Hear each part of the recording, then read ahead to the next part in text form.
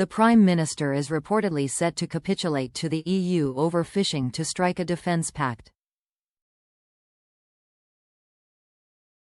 Sir Keir Starmer is facing fury from Brexiteers over reports he is set to cave in to the EU in a fishing row. The Prime Minister will reportedly give Brussels more of the UK's fish in return for a defence deal. The Sun reported that the likely direction of travel is that Britain will do a deal on fish in return for UK defence firms getting access to EU weapons contracts. An insider told the newspaper that if the choice is between a small industry like fish and a big industry like defence, the government should pick the big industry.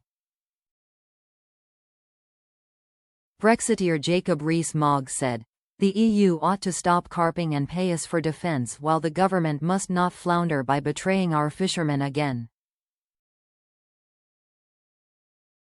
Fellow Brexiteer Steve Baker said, "This is yet another lose-lose from Labour, with the EU taking on both counts.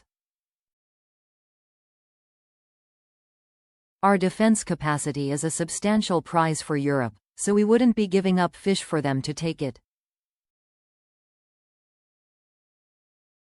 Further concessions on fish are a fundamental betrayal of our departure from the EU. Sir Keir has been aiming to strike a defence pact with the bloc as part of his wider Brexit reset. But French President Emmanuel Macron had been demanding that it is linked to fishing rights. The current fishing arrangements under the post-Brexit trade deal are due to expire in June next year. It comes after the EU's foreign policy chief last month suggested talks over fishing should not block a security deal.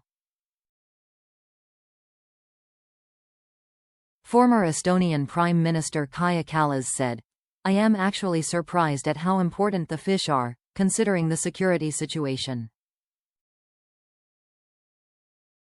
Meanwhile, European Council President Antonio Costa in February insisted the two areas cannot be put on the same level.